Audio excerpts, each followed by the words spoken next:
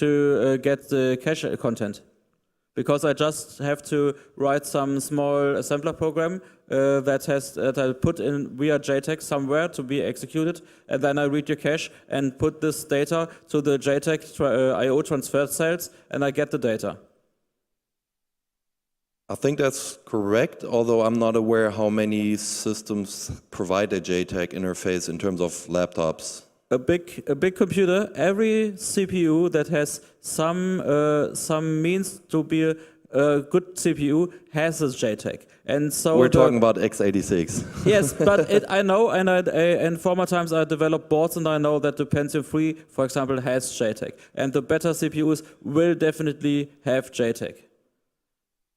Okay, so yeah, I think that could be an attack vector.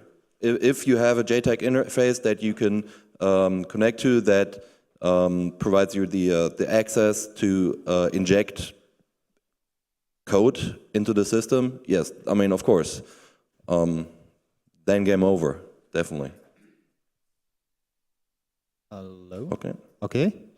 To get this crypto problem under control, did you know some hardware that can solve this error, or how you will know it, with the crypto keys that lies in the memory out of the CPU RAM, some special. Right. Any other ideas? So is that your question? I think, just off the top of my head right now, I think there could be plausible to use the if you have a network card that has a crypto accelerator, then maybe that's something that you could employ to do the calculation and even offload the keys into the crypto accelerator on a network card. But I don't think that there are any laptops that provide, you know, a network card that has a crypto accelerator. And whether then, if you do have a system that has that, I don't know if you can actually offload the key onto the network card. I just don't have any experience with that. So yeah, but if there are other ways to sort of complete the cryptographic computation by any other device that provides a much more complex sort of access logic to the memory, to its own memory, like a network card. You pull it out, you initialize it. I would assume that any data in there is erased, although, you know, maybe that's not the case. But the essential problem there is that memory itself, you take it out, you put it in somewhere, it doesn't have any self-initialization, so to say. And if you have a memory-capable device that has self-initialization capabilities and prevents you from accessing the memory directly, no? I'll repeat. If you talk loud enough, then I'll repeat it.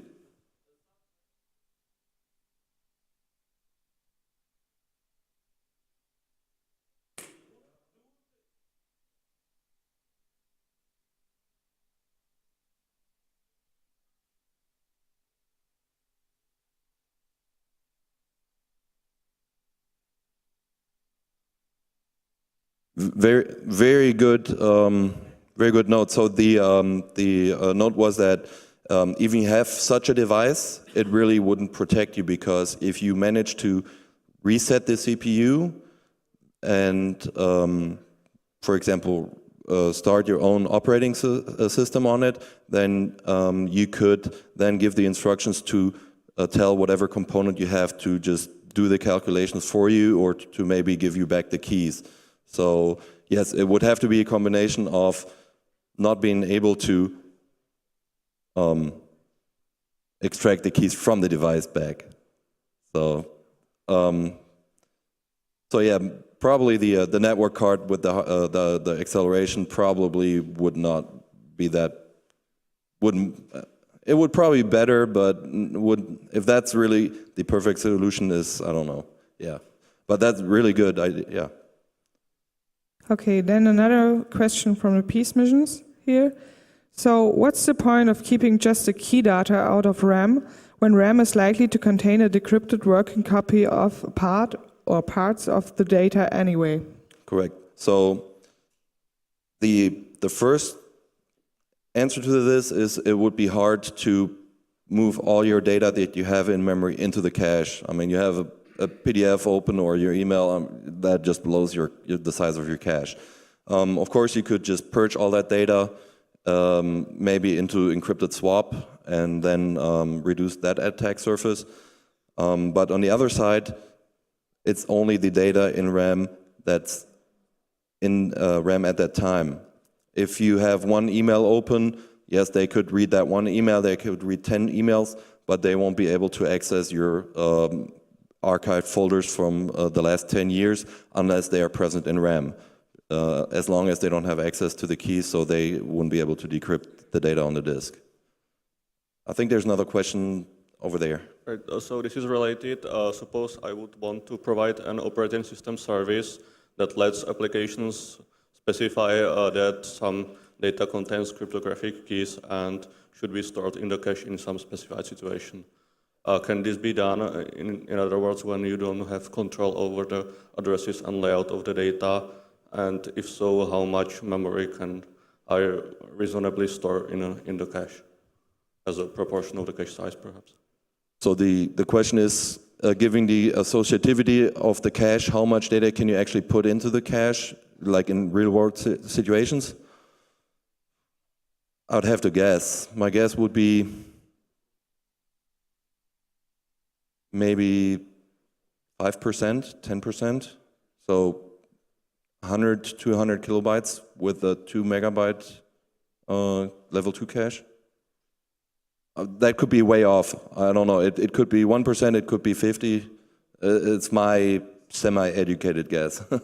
But you have an inherent problem, and you cannot solve it because you have to store the keys in something that behaves like a RAM, and you have to be able to read the keys. And if the CPU is able to read the keys, then any other setup where you put the CPU or the system to can also read the keys. So the only thing that you can do is having some special hardware device that detects that some evil man is coming and then tries to wipe the data. Or you have a one-time pad that is hidden and you XOR your RAM with this one-time pad that you have hidden somewhere and you wipe this one-time pad or change this one-time pad, for example. Having a linear shift register that moves this one-time pad somehow so that it has another value. But you have to make a special custom hardware to do this. That would be my view also, yes. Although I wouldn't have thought of that 10 minutes ago. If there aren't any urgent questions from the audience, I would take one more question from the internet and afterwards close because we have to... I'll be here, so time. anyone who has questions, come talk to me, and I'd like to talk to you. So that'll be interesting. Any urgent questions in the audience? Okay, thanks. So much, yeah, I know, but so much for me being through in 30 minutes. Okay, the last question is now from Peace Missions. The question was, has he looked anything into Intel Core i5 with IIS acceleration? So, have you looked? I've read about it.